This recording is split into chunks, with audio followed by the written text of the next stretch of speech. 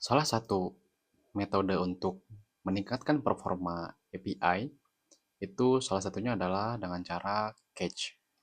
Nah, mungkin teman-teman sendiri udah familiar ya dengan cache, yang dimana ada beberapa tipe nih untuk cache, yaitu ada client cache dan juga ada server cache.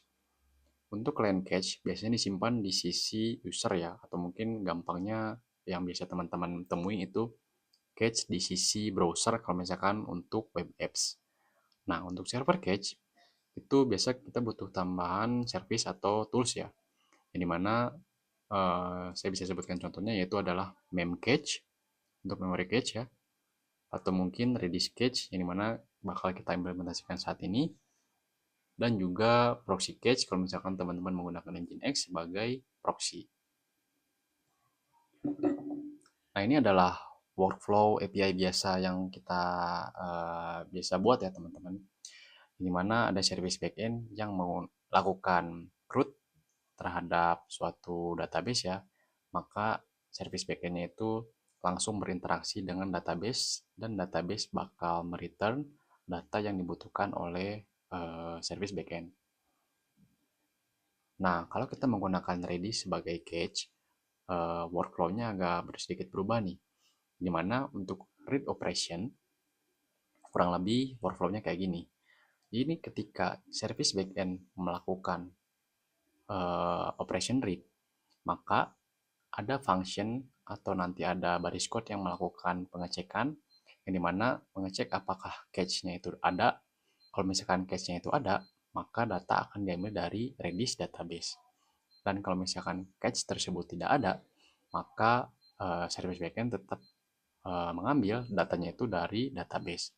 Lalu setelah data diambil dari database, data yang diambil dari database akan di-store ke Redis database, yang dimana nanti akan digunakan oleh request selanjutnya sebagai data cache. Jadi nanti request selanjutnya itu nggak perlu ambil ke database. Nah, untuk read operation itu beda ya dengan read operation.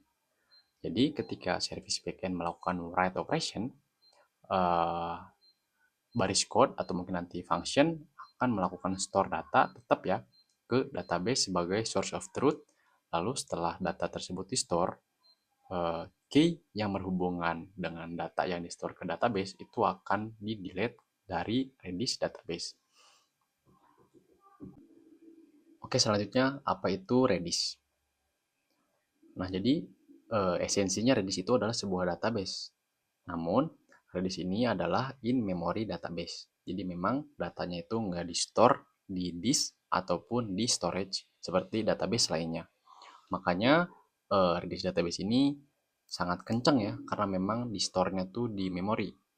Nah, namun Redis database ini sangat tidak cocok dijadikan source of truth, karena memang ketika service atau aplikasi Redisnya itu mati atau restart ya, itu datanya bakal hilang karena datanya di store di memori.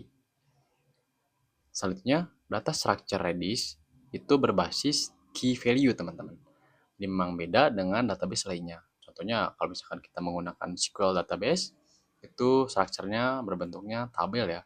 Kalau misalkan NoSQL itu berbentuk dokumen.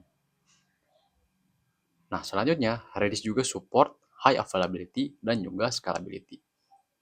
Nah, Redis ini memang sangat cocok ya diimplementasikan sebagai cache atau mungkin nanti simple message broker ya, di mana bisa digunakan di production environment. Nah, selanjutnya ada data type di Redis. Nah, di sini adalah beberapa contoh data type di Redis database, di mana ada string, list, hash, set, dan selanjutnya.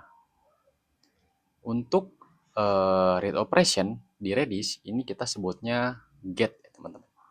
Jadi tiap data type-nya itu untuk melakukan read operation itu beda-beda. Jadi kalau misalkan kita ingin melakukan mengambil data ke data type yang datanya string, itu kita bisa menggunakan command get. Dan kalau misalkan kita ingin mengambil data dengan type-nya list, itu kita bisa menggunakan command lrange atau lindex. Dan kalau misalkan kita ingin mengambil data dengan type-nya hash misalkan, kita bisa menggunakan command hget atau hgetall dan lain sebagainya. Dan untuk write operation ini kita sebutnya sebagai set. Jadi untuk set sendiri ini beda-beda tiap data type-nya. Untuk yang string ini komennya set, untuk yang list menggunakan lpush atau rpush, untuk yang hash menggunakan hset, dan lain sebagainya. Selanjutnya ini ada delete. Jadi untuk delete-nya juga beda. Ketika kita ingin mendelete sebuah data dengan type-nya string, menggunakan command del, atau sebenarnya menggunakan set juga bisa ya. Cuman kalau misalkan menggunakan set itu nanti ditimpa sih. Sebenarnya sama aja menggunakan delete.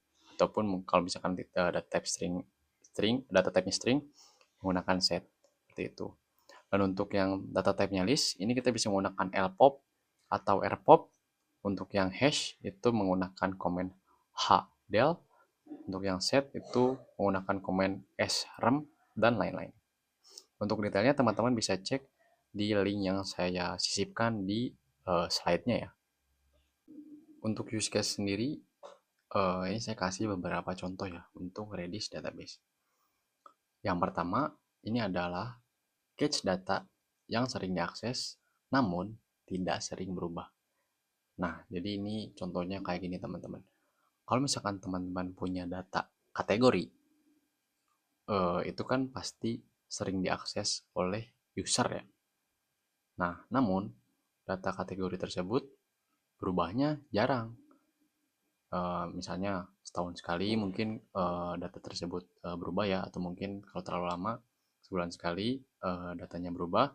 Nah, itu cocok dijadikan cache ya, dan juga disimpan di Redis agar mengurangi beban untuk operation ke database. Selanjutnya ini ada PubSub ya, atau Simple Message Broker. Jadi kalau misalkan teman-teman punya Simple Queue System, teman-teman bisa menggunakan Redis Stream sebagai message broker. Selanjutnya ini ada Session Management, di mana untuk Session Management biasanya diimplementasikan kurang lebih sama sih kayak cache data, di mana untuk mengurangi operation ke database. Jadi nanti session manajemennya itu ngehit ke Redis.